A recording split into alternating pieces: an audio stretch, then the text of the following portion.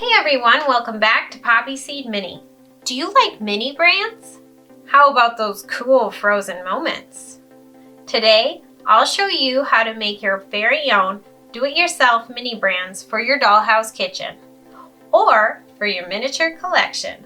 So let's get crafting. Alright, the first thing you'll need is the printable from my blog at poppyseedmini.blogspot.com. And of course, I'll have the link in the description box. When printing your project, you can either print it on white cardstock or what I'm using today is white sticker paper. And it's a vinyl with a matte finish and it goes right through your printer. It's self-adhesive and waterproof. And of course, I'll add the link in the description box below in case you want to use this too. I just wanted to show you a little side-by-side comparison of the cardstock and the sticker paper. The sticker paper definitely ends up with a more vibrant print, and that's why I'm choosing to use this. But the cardstock is still lovely, so if you want to use that, go for it. Alright, so the first thing we're going to make today is the Glad Cling and Seal Saran Wrap. So now, like I said, I printed mine out on this vinyl sticker paper. So I'm just going to cut loosely around the edges. And then I'm going to take my sticker and I'm going to stick it onto my cardstock because I still need this to be firm like a box. Then you'll cut it out on the edges. All right, once we have the whole thing cut out, and this includes the tabs should be cut into like so, then we're going to score it on the back side. For scoring, I just use my ruler and my very fine dotting tool. Now I line up on the seams that have been cut. So that's kind of my guide for scoring. And I score on the 4 seams.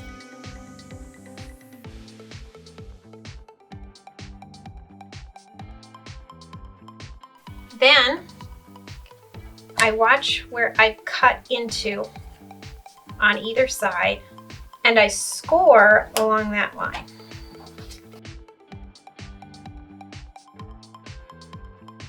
Like I said, it's very important to score so that you get a nice fold.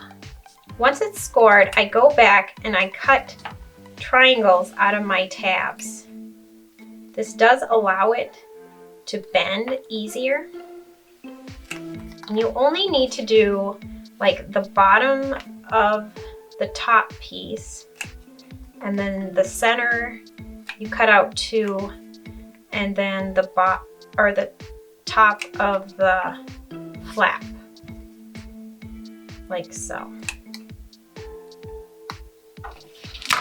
So it should look like this once you're ready to fold. Then you're just going to start folding on all of those seams. And I like to press it down with my fingernail to get a nice crease because this is coated with a sticker and the paper, so you're actually kind of stretching out that vinyl sticker a little bit when you're doing this as well.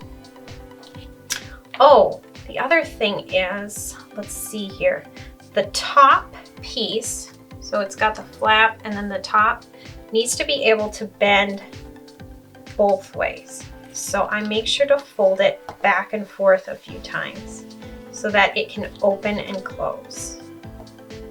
All right, and then fold all those tabs down.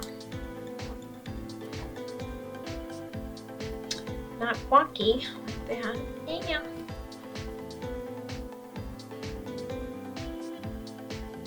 Of course, on camera I'll have trouble. Not always the way. I've only tested this 4 or 5 times now. So it should all be folded like so. The next thing I do is fold and glue the bottom.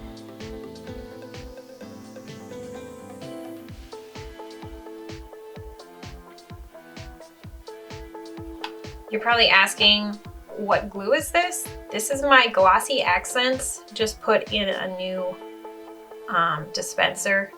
I just hold it until it dries enough to let go.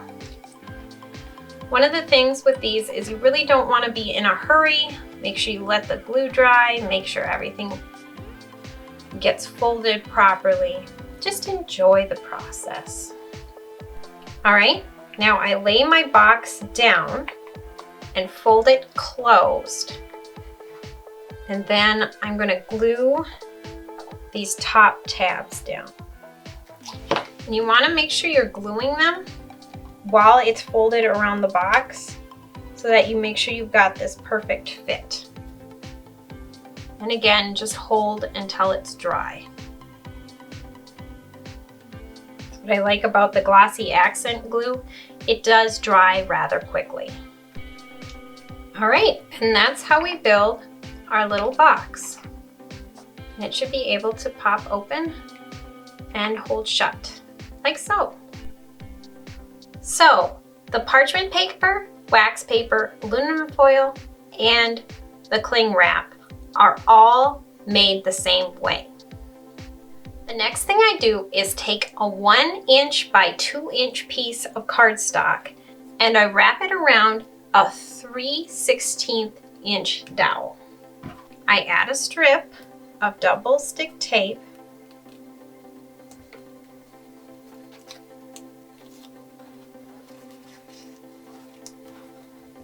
and I roll that into a tube, like so. Then I add a second strip of double stick tape.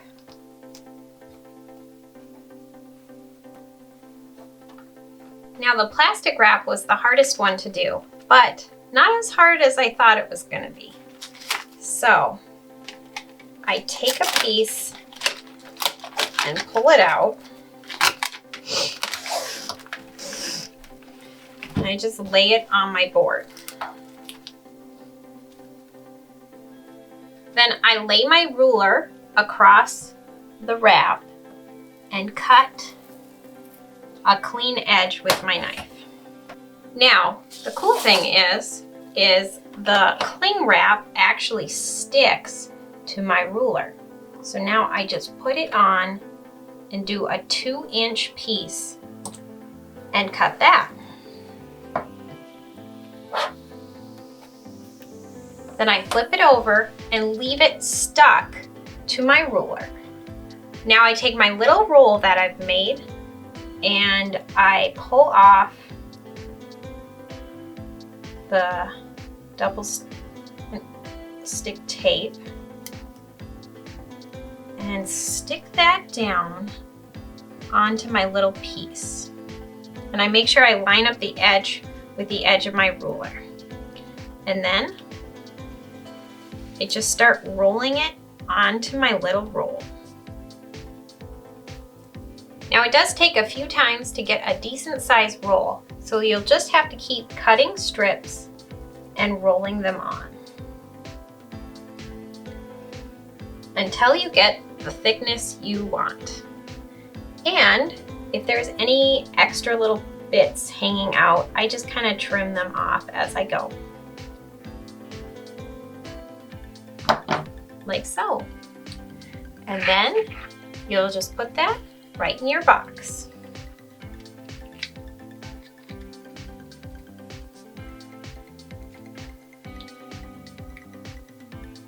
I do the exact same thing with my wax paper and my parchment paper, although the parchment paper box is longer, so you'll have to make that strip a little bit longer. And for my aluminum foil, which I know I pronounce it wrong, I've heard. This one is cool because I pulled a little out and it's almost like one of those little frozen moment things where it's like you can get this thing in action. So I'm really enjoying making these little guys. So let's try the baggies next. All of the Ziploc bag boxes are made the same way. I take my sticker and I stick it onto my cardstock and cut it out. Again, make sure to cut all your tabs well so you can see those seams on the back side for scoring. Again, you're going to score on the 2 sides and the 4 seams.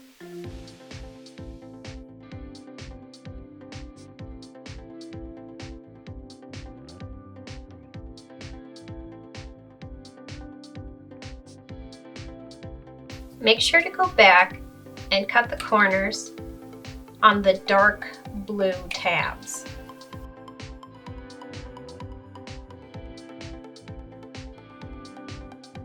It just helps it fold nicer. Then you're going to start folding all the seams.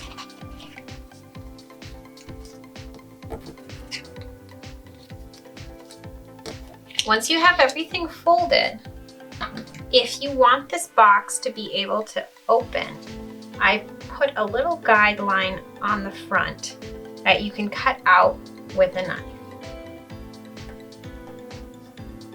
If you could care less if the box opens and you don't want baggies inside, then you can just skip this part.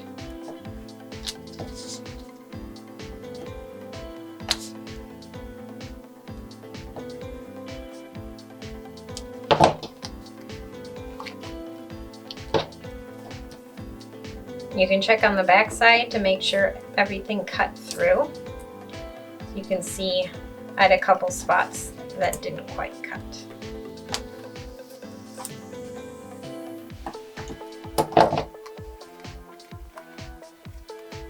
All right, and then you'll have the opening to pull your bags out. All right, the first thing you're gonna wanna do is glue the side to the bottom tab.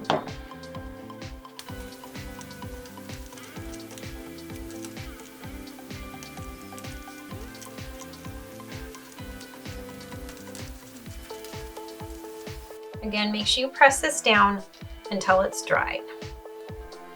Then you're going to add glue to the dark blue side tabs.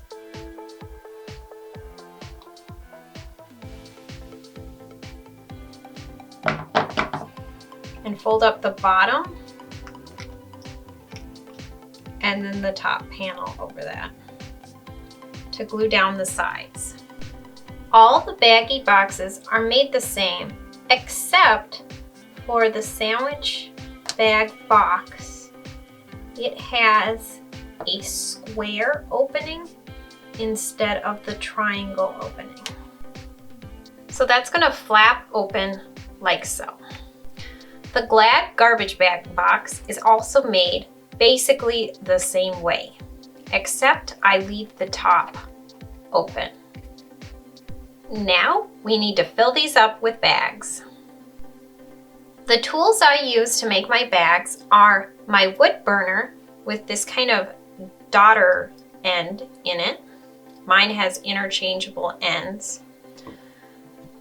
A metal ruler and a block of wood to have underneath to work on because I don't want to melt my mat. So to make my sandwich baggies, I take a sandwich bag because it has the green on the top, and I lay my metal ruler across and I just run my hot wood burner across the bottom.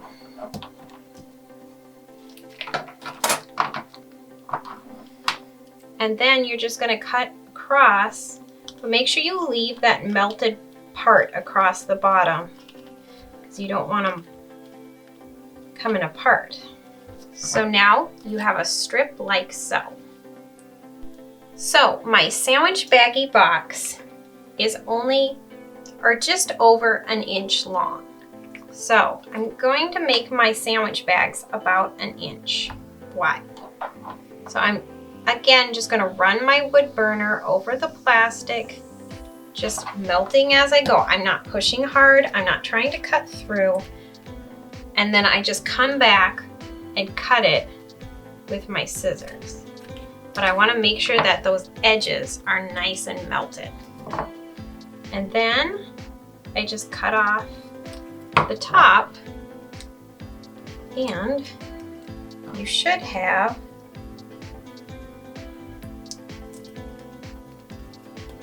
a working baggie in miniature.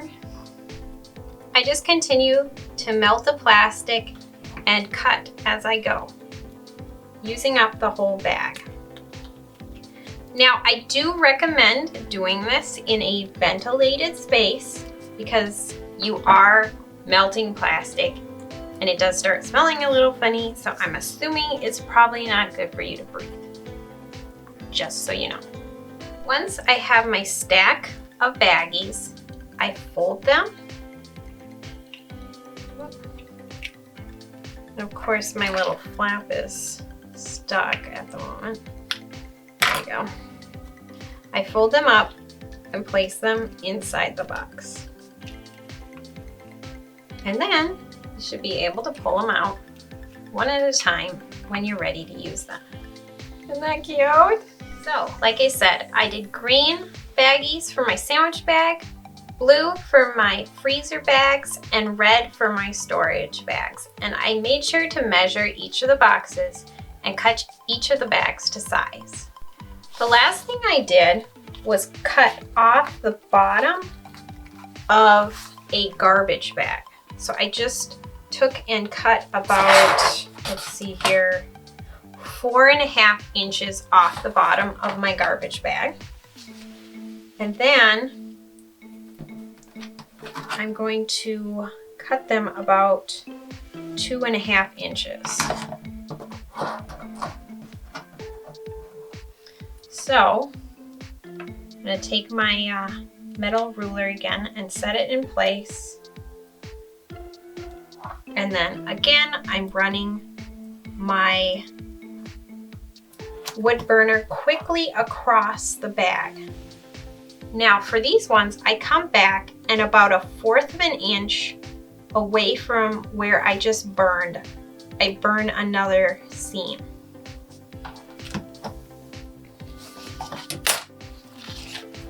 And it's hard to see because I'm working with white, but then I cut in between the two seams.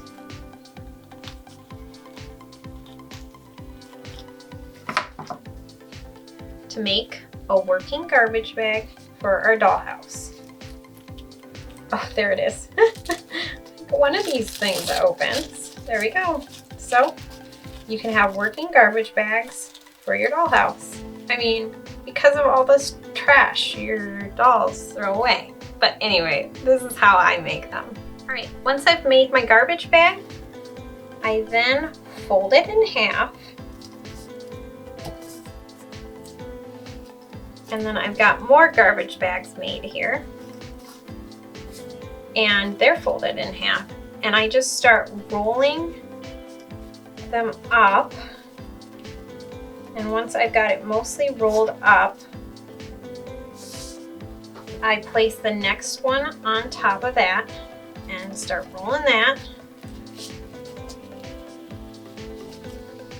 And I continue to add and roll until I get the desired amount of trash bags to fit in my trash bag box, which I think I've got about 4 or 5 or so here.